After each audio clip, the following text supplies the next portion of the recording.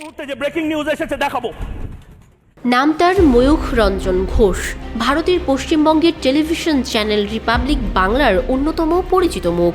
সারাক্ষণ উত্তেজিত থাকেন তিনি। পেশায় একজন সাংবাদিক হলেও তার অঙ্গভঙ্গি জোকারকেও হার মানায়। সংবাদ উপস্থাপন করতে করতে কখনো গলা ফাটিয়ে চিৎকার করছেন, কখনো হাসছেন, আবার কখনো দৌড়াদৌড়ি করছেন স্টেজের এক প্রান্ত থেকে অন্য প্রান্তে। তার এই সংবাদ উপস্থাপনার অদ্ভুত এবং উত্তেজনাপূর্ণ ধরন নিয়ে বাংলাদেশে চলছে সমালোচনা ও বিতর্কের ঝড়। ফলে তাকে নিয়ে বাংলাদেশের দর্শকদের মাঝে সৃষ্টি হয়েছে মিশ্র প্রতিক্রিয়া। বাংলাদেশের অনেক দর্শক ময়ূখের কণ্ঠস্বরের উচ্চতা এবং তার অঙ্গভঙ্গিকে মলম বিক্রেতা বা জোকারের সঙ্গে তুলনা করেছেন। বাংলাদেশের সামাজিক যোগাযোগ মাধ্যমেও তাকে নিয়ে ট্রল, সমালোচনা এবং চর্চা এখন ট্রেন্ডিংয়ে আছে। হুট করেই ভাইরাল হয়েছেন ময়ূখ রঞ্জন ঘোষ।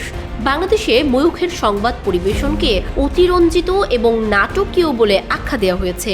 বিশেষ করে তার চিৎকার, চেঁচামেচি ও অঙ্গভঙ্গি অনেকেই প্রশ্ন তুলছেন, এই ধরনের একজন উন্মাদ কী করে সংবাদ উপস্থাপক হয়ে উঠল।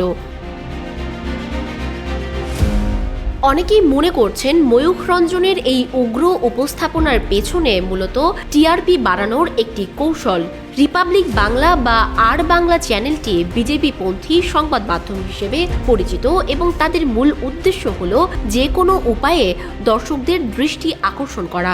ময়ূখ রঞ্জন এই কৌশলকে কাজে লাগিয়ে তার ব্যক্তিগত জনপ্রিয়তা ও চ্যানেলের টিআরপি বৃদ্ধি করার চেষ্টা করেন বলে অনেকের ধারণা।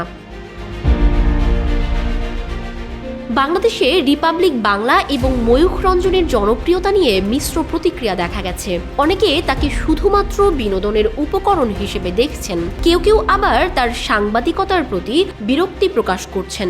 ময়ূখের এই অস্বাভাবিক কণ্ঠস্বর এবং চিৎকার চেঁচামেচি অনেক দর্শকের কাছে অযাচিত এবং সংবাদের গুরুত্বকে ক্ষুণ্ণ করে বলে মনে করা হয়। কেউ কেউ তো তাকে মৃগীরোগী বলেও উপহাস করেছেন।